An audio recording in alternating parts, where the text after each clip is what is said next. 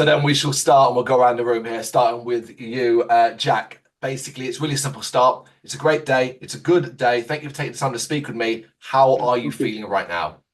Mate, I am the most excited I've ever been. This is it. This is the whole journey. This is me and Max liking rock music since we were like 4 or 5 years old and starting to come to the concept of Queen, building up through to learning about other bands like Judas Priest and sitting in the car pretending we were, I don't know, playing guitar in Max's mum's car, and then finding Guns N' Roses, and then picking up a guitar, and then joining a band, and then playing in other bands, and then being like, why aren't we doing this with each other?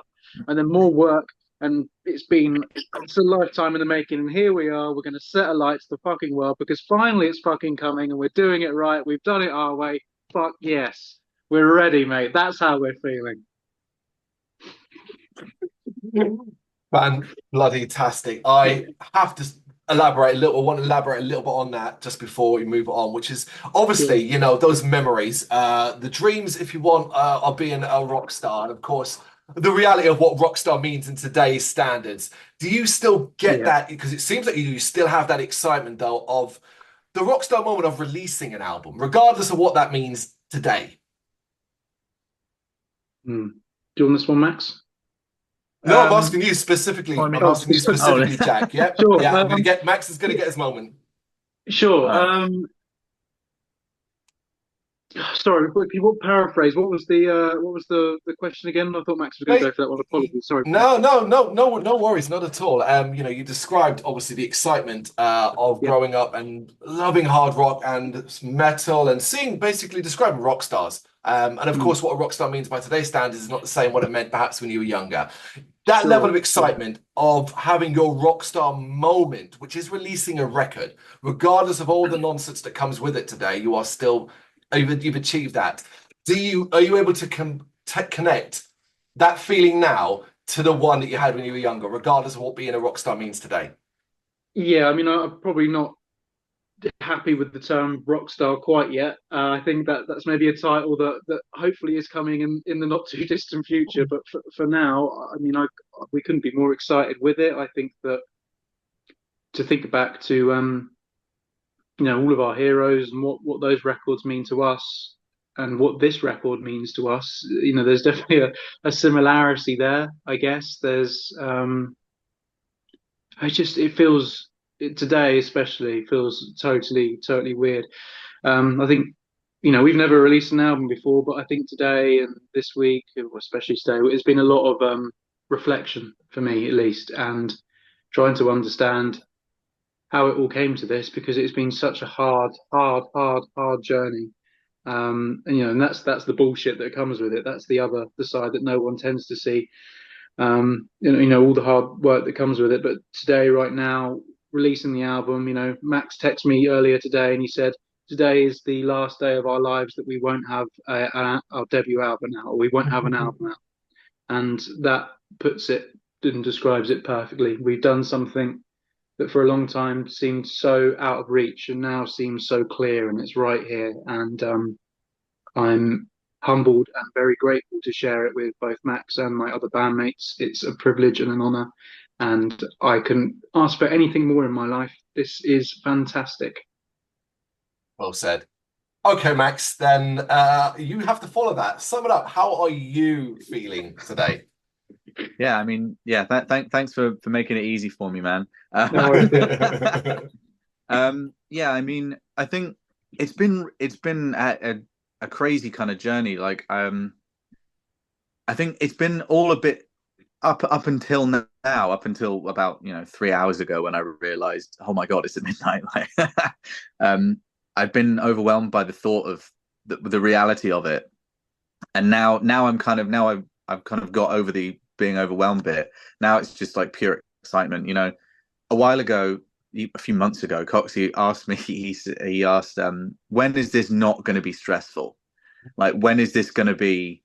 When's the fun bit coming? Like, because it had been such a long road to get to where even we were then, and even longer to get here now." And I said, "I'm pretty sure it will probably be about midnight, November 15th." Um, and I was only off by like 4 hours, because now basically. I've never felt like this before about anything I've ever done. And I've been confident and happy in a lot of stuff that I've done in my life before, but nothing kind of compares to this. This is it. This is something that me and Coxy and the other guys in the band as well have been not necessarily dreaming of, because when we were 5, we wanted to go and sit up a tree all night or whatever. That was the dream. But since I was about probably 10, this has been the dream. And I can say the same for the other guys. Like they'll probably be feeling exactly the same right now. It's a culmination of like a decade or more's worth of wanting and hoping and the drive to get here, and it's now finally happening. It's I don't care what being a rock star means today or back in the 80s or back in the 60s, whatever. All I care about is how I feel now, and I feel pretty confident. Good man.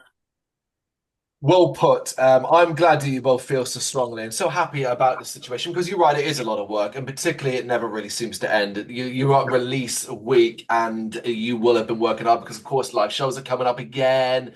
But has that worked, having those shows to focus on from the 15th onwards, but also the stuff you did in October, I believe? Yeah, it was October, right? Like, has that served as a good distraction from getting too focused on the fact that the album release date was coming up?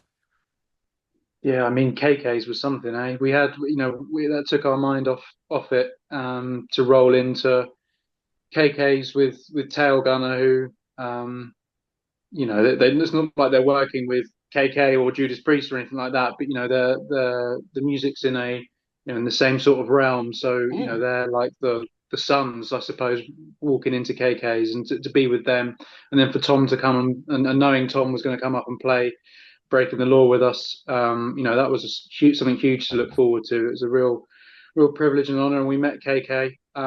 He was there, so that's another dream come true in itself. So that's been a welcome distraction, and it's one of those amazing, and I'm sure there's going to be more of these to come, but one of those amazing days where it's like, yeah, no, it's all coming together now. So yeah, gigs are a welcome distraction. That's the fun bit, really. That's the reason why we do it. The rest of it, you kind of work around, and it's all working towards the gigs. And how do you get bigger shows and better shows, and how do you get more people coming to your shows? That's what it's all about, really. But yeah, it's been a blessing to have something else to fixate on, rather than just numbers and press. Who's going to pick it up, and why are people talking to us or not talking to us, and all the shit that comes with it. Who you offended, who likes you, who doesn't, all that nonsense. Yeah. Asking you directly this one then, Max.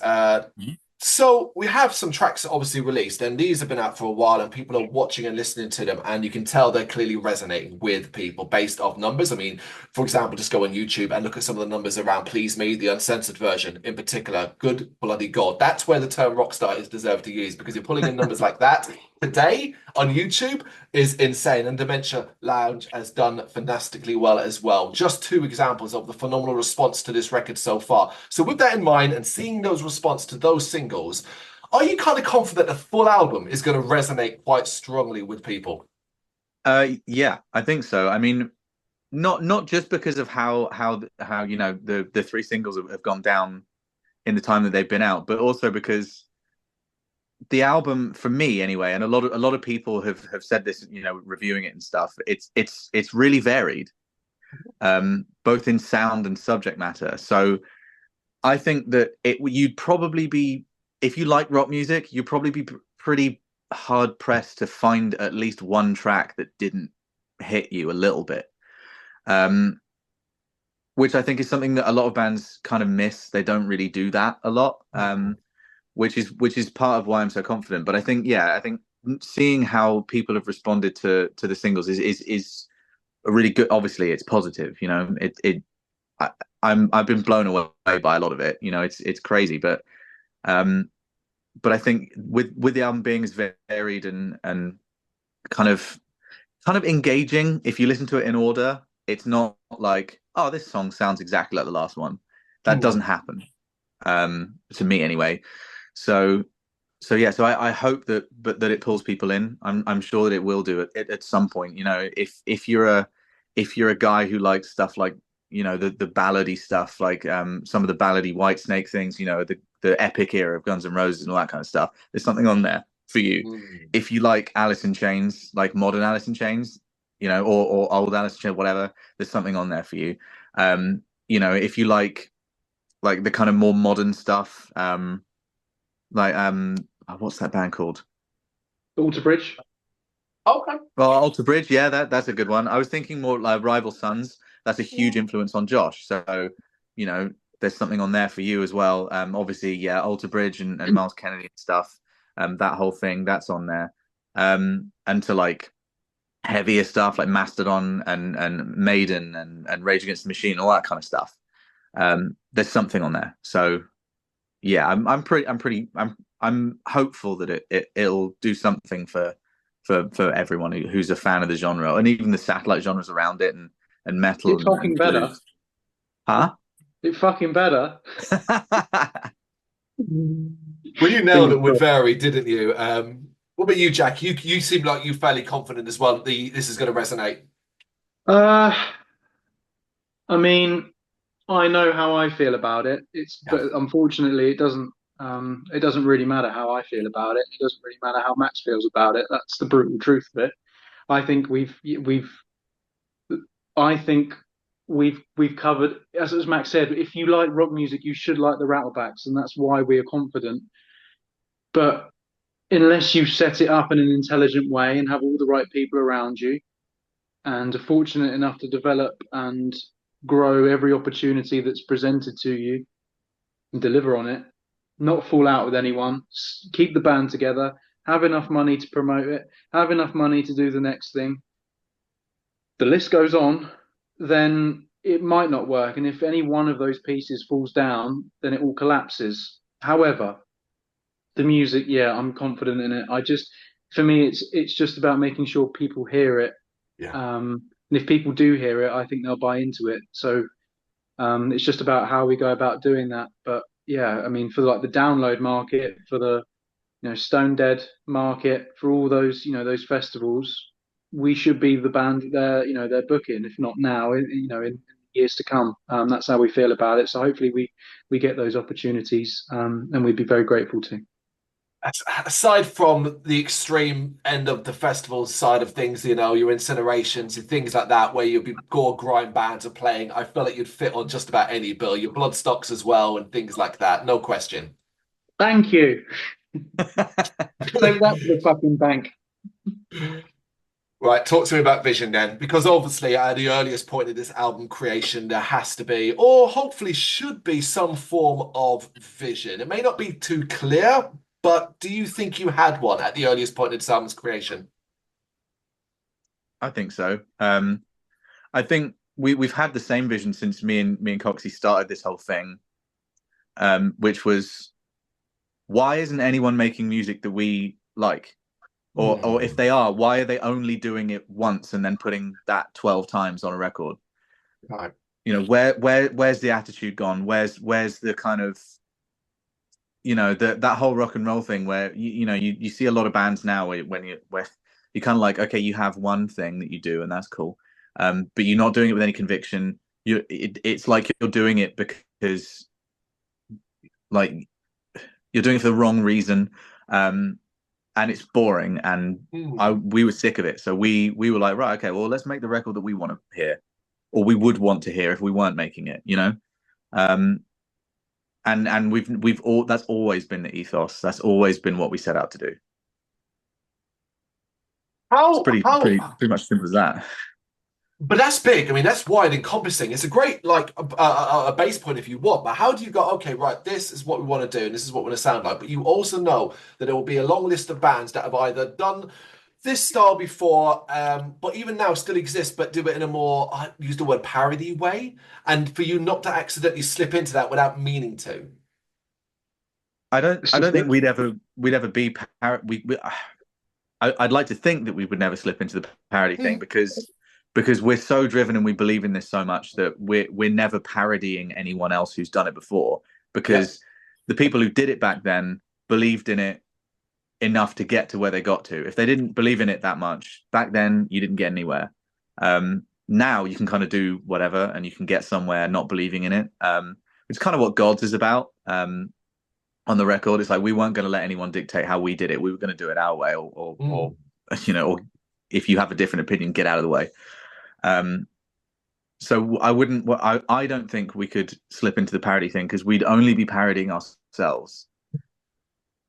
Also, as well, the bar is unfortunately very high if it's to make it past. Max does a riff and sends it to me. It's got to make it past me, then the other guys, and vice versa. And then when it gets to the stage of writing it, then it's got to pass another bar. And then if we get to a point where we complete a song, then it got like we're already 27 songs into the next record. So I'm telling you now that only 5 or 6 of them are good enough to even be considered to be on the next record. So that's the amount of work you've got to put into to try and figure out what a record's going to be. So we've learned. And yeah, I mean, I guess the record just takes shape there. There's no stylistically, we don't close ourselves off to anything really. I think we've got a knack for knowing what a Rattleback song sounds like, and that can dip in many different subgenres. And we've yet to, there's a lot of things. There's a lot of funk and there's a lot of southern rock, for example, that we haven't got out of our systems yet. But I think that we were very focused on making that ballsy first record that we think bands should make, but we've got the next parts are coming. But again, we've got to sit down and consider what album 2 might sound like. But I guess that's a fucking question for another day. Let's just get this on out of the way. Absolutely, but you're an artist. I don't think I speak to any particular creative via interview over the last couple of years, and it hasn't inevitably slipped into what you're doing next because you're always moving forward, and the expectation is that is the case. But we are here to talk about this. You're absolutely right, and although you know what you want to do with this album, and that's your vision, and you know what you want it to sound like, and you know what you're trying to do, what was the anchor to begin with? The thing that served as the foundation for the album, so to speak? Was it, say, a song, a riff, a line, a title, or something else? I don't really know. I wouldn't. It wasn't. We were always going to. This was inevitable, really. It was just always destined to be. We don't come from a we're thinking 5, 10, 15 years ahead. It's not an option. We are we're doing this and we're going through the cycle of being and learning about what it is to be a hard rock band. But come mistakes, come whatever, we're still going to be on this path. So this was the first album and this is how it was meant to sound, and we made sure that when all the guys were coming together, we found the right people to fit into what we believed the original thought process of what the Rattlebacks was was going to be. And then obviously that changes quite a lot when you bring other people in and they put their take on it, and then that actually becomes what the Rattlebacks is. And I think you spend a lot of time in the initial parts of being a band doing not doing the parody thing, but you're doing, maybe that is a parody, you're mimicking your heroes probably a little too closely, and then from there you find your own sound and your own style. And that's that's what we've done. In the early days of doing it, we were accused of being just like blah or just like blah, but that doesn't happen now because we sound like us. But you have to go through that, and we didn't put out we felt you have this feeling when you're getting ready to do an album, when you're ready for it. And we felt we had the songs to do it, and it just came to be. I don't think there was too much of a more of an approach than that, other than this is the path we're on, and when we're ready to do it, we'll do it. And we've done it, and here we are. Okay. Building this album. So again, like we're on this path, we're building this album. This is a journey, and it's a journey that can take over a long period of time, particularly as well. Of course, real life does have its effects as well. As you built this album, as you created songs and you were putting this thing together, did situations in your personal lives, did you find them affecting what you were doing and perhaps changing your plans when you didn't necessarily want them to, but it was happening regardless? COVID fucked us up pretty hard. Of But I think that's the same with everyone. But I mean, it's kind of, for us anyway, a lot of the time this comes first. Like Hmm. we've always been as kind of a group for the most part. We've always tried to be as committed to this as we possibly can. You know, obviously there are unavoidable things. We've never had any real problems. Like um, we've I don't think no, I don't think we've ever had to have anyone step in like at a gig or anything like that. We've never had to have a dep actually come and play with us Hmm. or anything like that. Like we're pretty solid as a unit. I mean, obviously personal things get in the way, but a lot of the time those personal things they don't actually end up hindering you. Hmm. They end up allowing you to be creative. They inspire lyrics or they inspire moods that inspire different types of playing and different, if you one of us has a bad day or whatever and we come home pissed off and we pick up a guitar, the riff's probably going to be pretty angry. And that might make it onto the record because it ended up being like, oh, it's really cool sounding fast paced riff, whatever it was.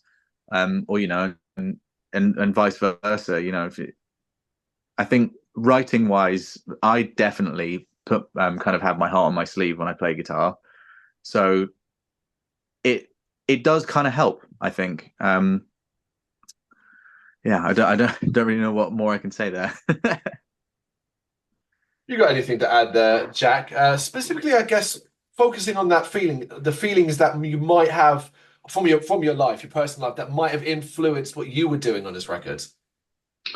Yeah, I mean, yeah, for me definitely. I think that from a yeah, the Gods riff, for example, wouldn't have happened if we didn't know a band called Blue Stragglers. That was me Oh, trying to mimic what they do. It turned out absolutely oh, nothing like what they do, but it ended up sounding like a Rattleback song. But I wouldn't have got to the chord progression of that if they didn't exist, for example, or yeah. behind you, the lyrical content there, and the whole music based around that is my there've been some personal things going on with myself to do with loss and the emotion that brings up, and I had nowhere else to vent that other than calling Max and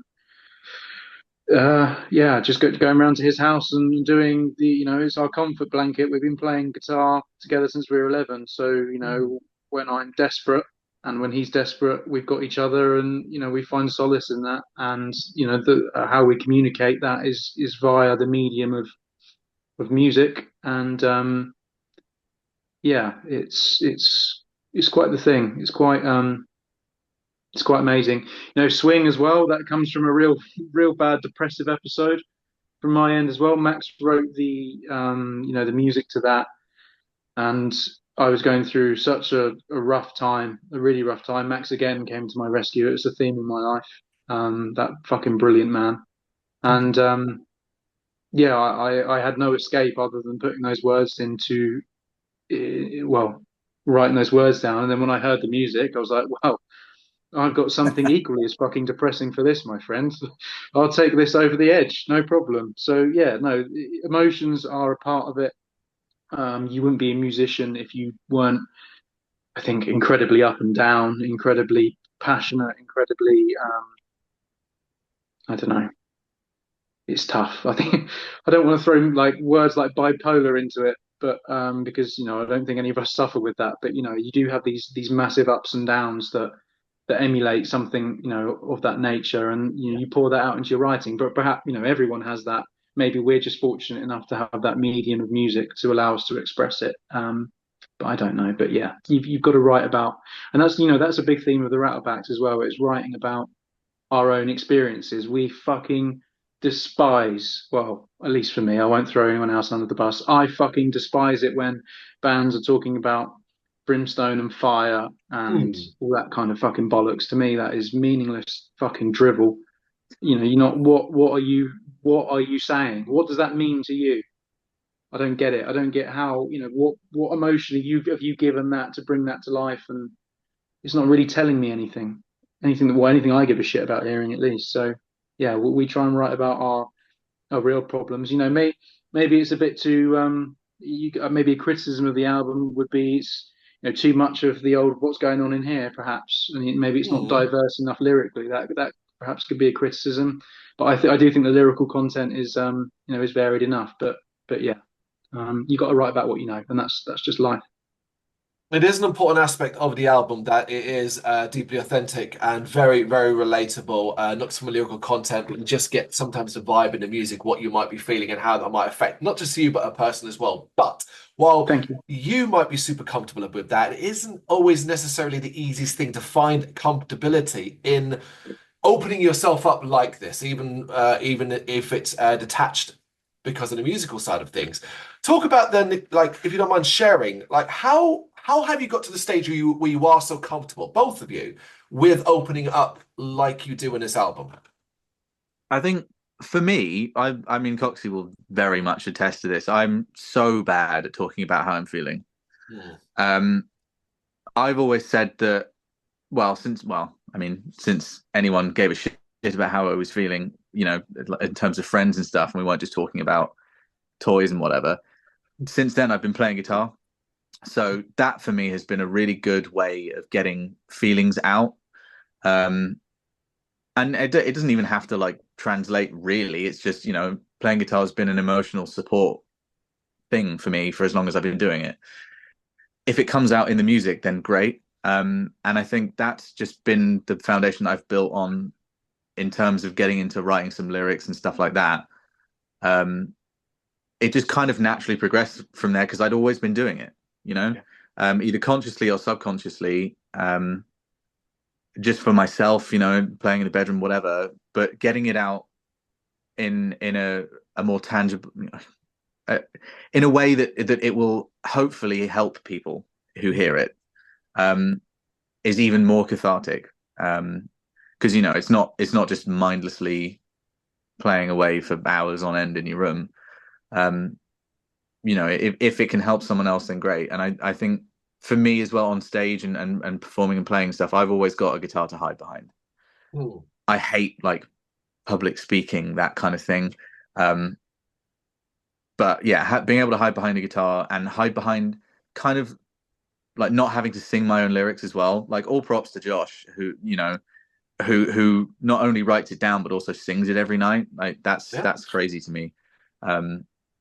If it works for him, it works for him though. But yeah, I think it's the more I've done it and the more I've tried to get lyrics to kind of self-reflect and get stuff on paper, the more rewarding it is and the more it works. So it's never been a problem for me. It's always been the more I do it, the better it is. I think as well, more comfortable. If I could just butt in, Yeah. I think that it starts from a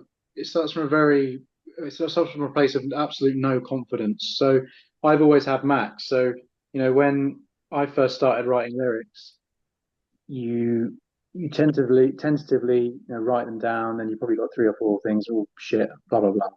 And eventually, you build up the confidence to say, well, I've got something here that maybe you guys think is cool.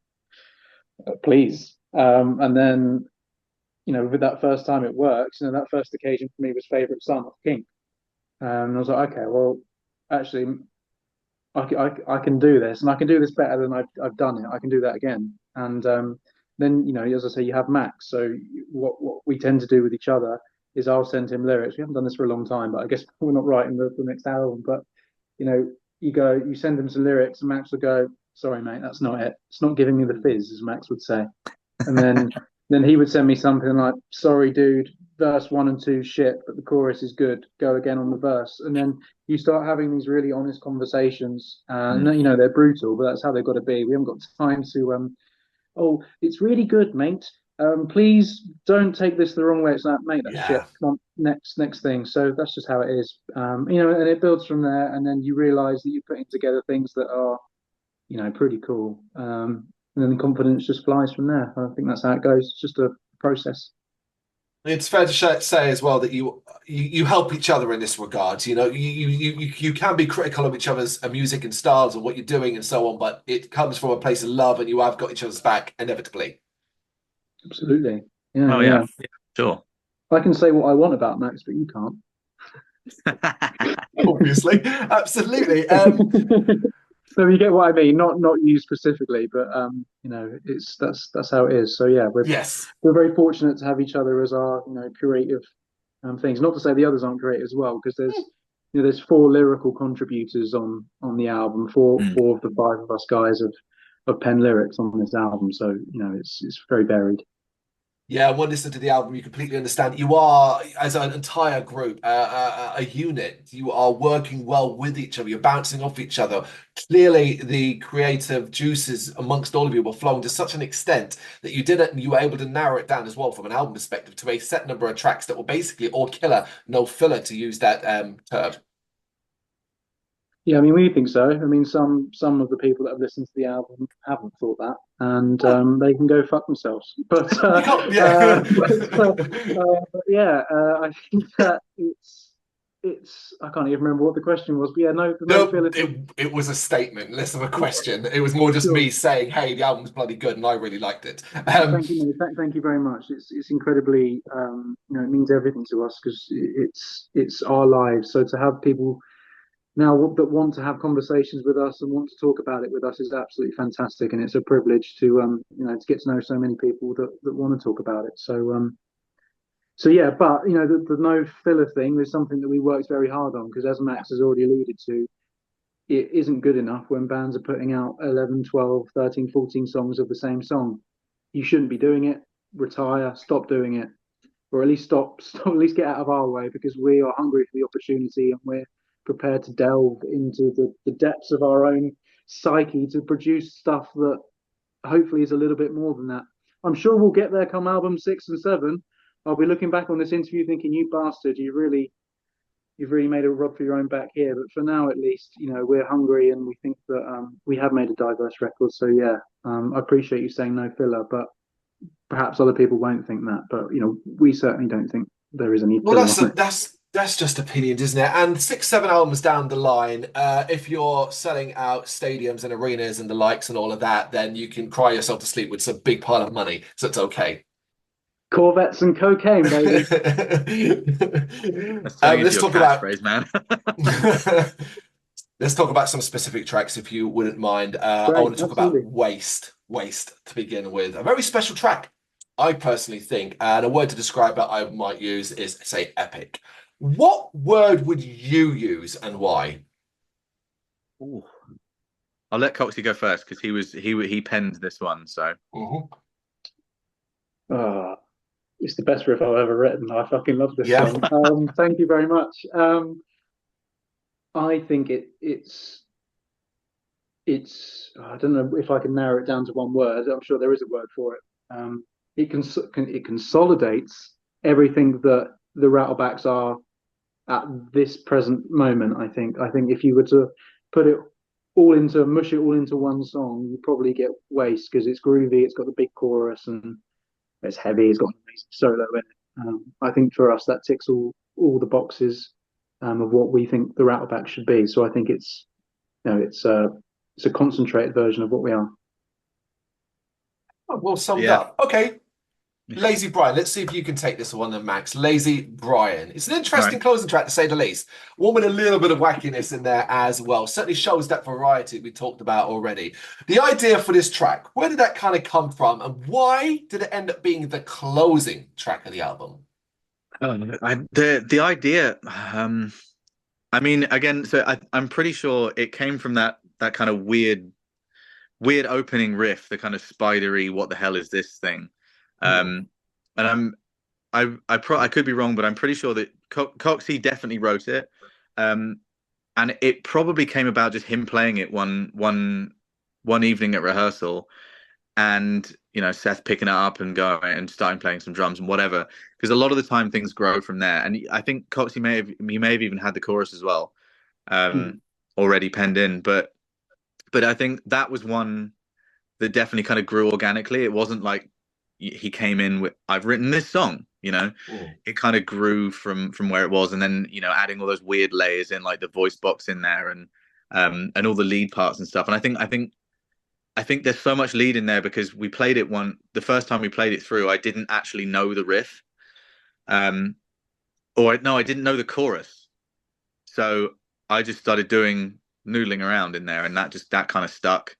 Um, and then yeah, and it was one of those ones that just grew from there. And then obviously that's one of the ones that Josh wrote the lyrics for. So that came in organically as well. It wasn't again, it wasn't Jack coming in with a completed idea. Mm. And I think it kind of it since we finished it, it was one of the last ones we finished for It sure. was the last one. Was it the last Mm. one? Right. Of course it was, yeah. And I think we always, once we knew what it was, once we got it to where it was, we were like, well, this has to close the record out because, well, for one, where the hell do you put it if you don't put it at the end? And it was that I think it was just that thing, like, Appetite for Destruction, Rocket Queen is the closing track on that Ooh. album. And me and Coxy have both agreed for a long time that that's a really good way to end an album.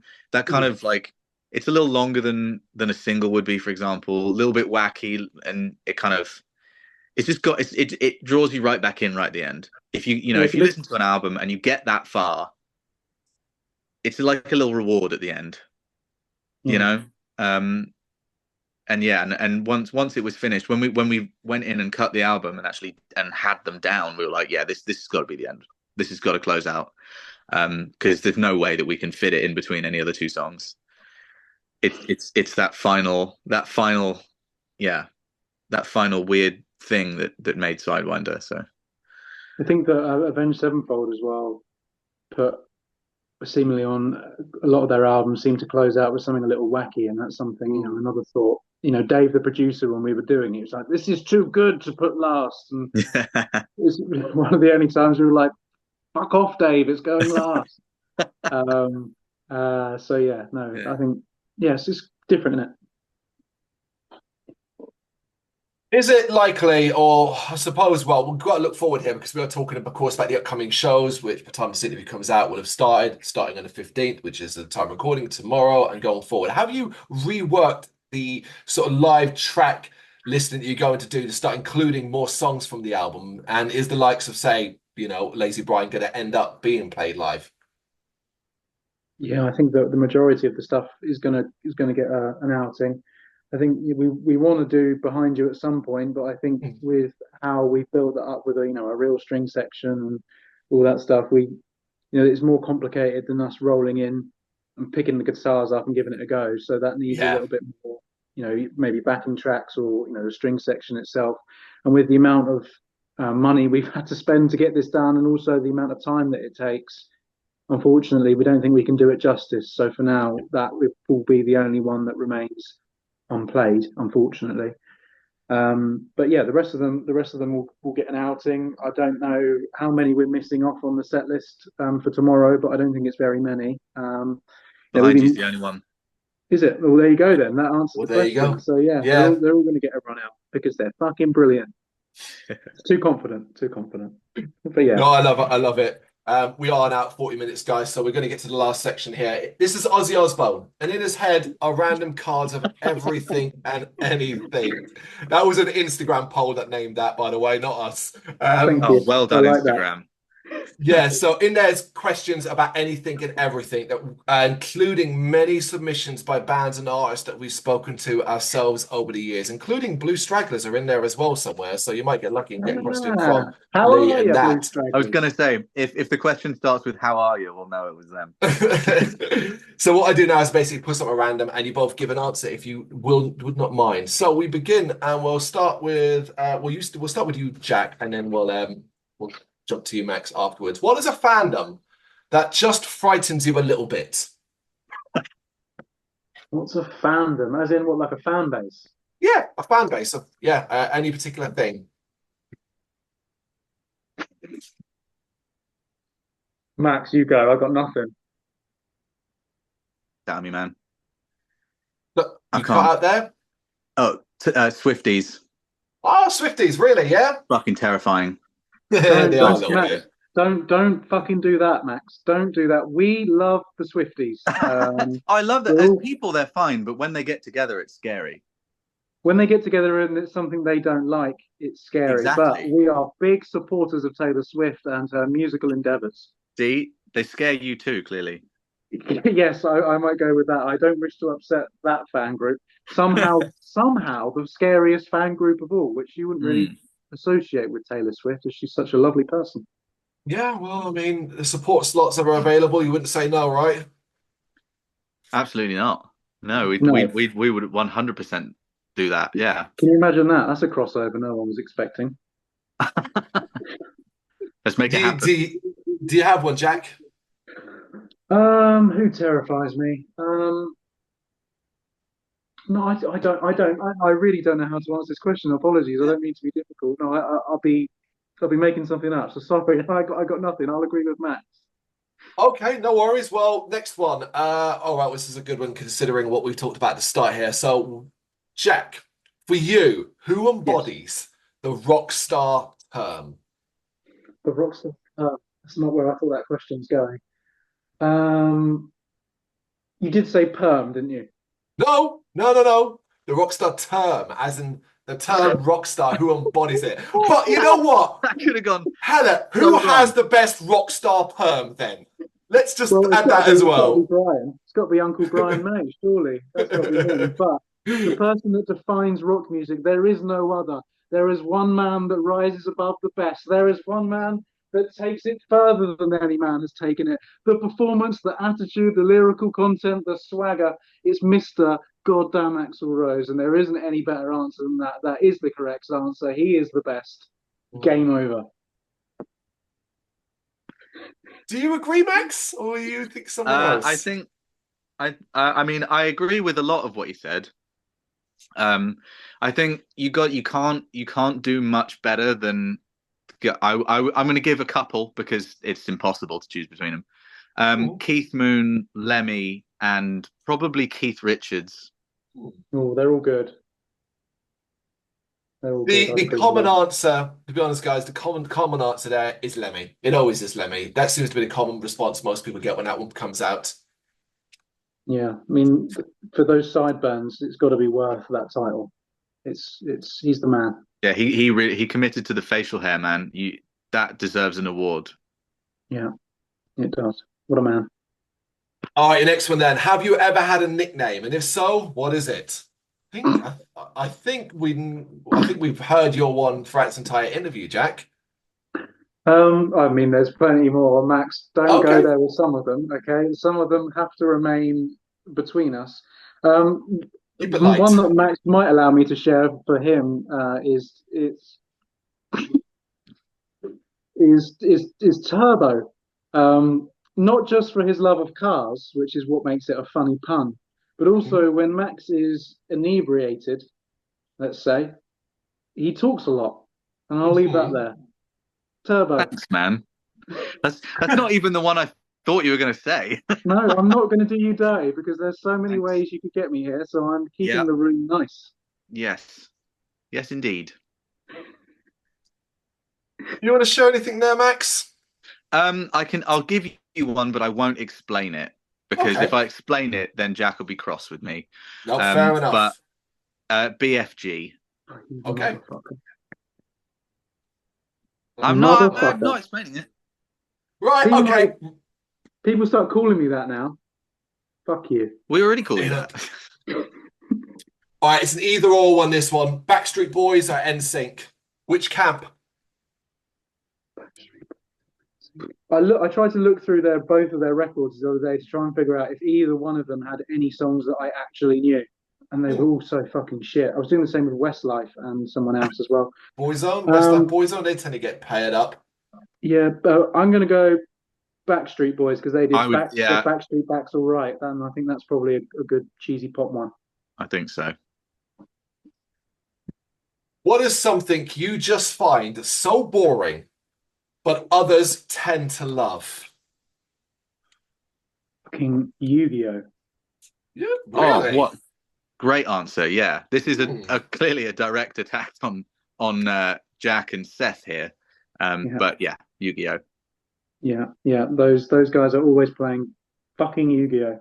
I don't care about Blue Eyes, you motherfucking dragon. Oh God, go outside. We've all got something that others would consider nerdy or crap or something like that. Okay. All right. Dan, the drummer of Crossfire, which is an Irish thrash metal band, if you know them, asks, what is the most you've ever drunk and what was the end result of that session? If you even remember it. Um, it would be funny if we answer for each other. Hmm. All right. You up for that? Yeah, I got Okay. one for you. I think I've got one for you as well. Well, I've got two, but I'll do a quick one. So, one time played a gig in Brighton. Coxy drank so much that the drummer had to lift his legs out of the road to allow cars to pass. That was pretty good. Um, and another one we had in Horsham where we decided it'd be a great idea to pass a bottle of Jägermeister around the crowd. It came to Coxy, somebody poured it, Jack opened his mouth and didn't shut it. And we'd had quite a lot of some kind of vodka before we went on. And Coxey ended up playing the last two songs of the set, propped up in a corner between his amp and the wall because he couldn't stand up. Hmm. That was a blindingly good show. Good. For Max, there are many to choose from.